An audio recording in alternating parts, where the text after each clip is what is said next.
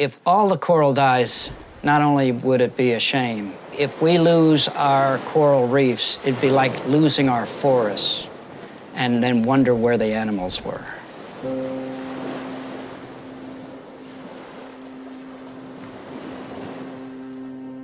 The value of Mote Marine Laboratories programs here in the Florida Keys is immeasurable. They are going out with a variety of scientists and getting very specific answers to very important questions to help us better manage our coral reefs. Well, Mote's Tropical Research Lab became a lab to do a number of things. And our first few years were really looking at monitoring how bad coral reefs were getting.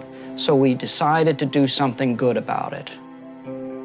Well, today we're going to go out to our underwater coral nursery. We're growing staghorn coral, and what we do is we take small clippings of this coral and we grow it in a couple of different methods underwater, where we've got over 13,000 corals in our nursery, and we're putting thousands of those corals back out on the reef every year. Mote is doing a multi-pronged approach. We're looking first at finding which of these coral species have survived, and we're cultivating those and planting them back onto the reefs. We're also looking at other factors.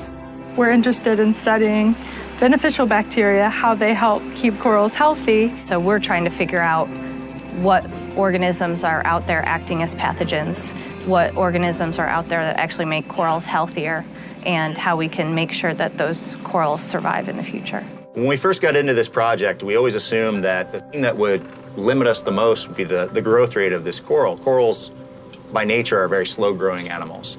It turns out we find that we can grow these corals 4 times faster than in the wild. We never expected to have greater than 95% survivorship after a year, but that's what we're seeing with the methods that we're using. So 4 times the growth in the nursery and 95% survivorship once put back out in the wild. We can replant thousands of pieces of them called fragments that will make full colonies, even to the tune of millions in the near future. We're doing something very unique here at Mote, instead of waiting thousands of years for Mother Nature to make that happen. There are so many questions that still need to be answered about coral reefs. If we use the research that's being conducted at Mote, within 10 years or 20 years from now, we could actually maintain the healthy ecosystems, the coral reefs that we have today. It's generally difficult to get funded to do things that nobody has done.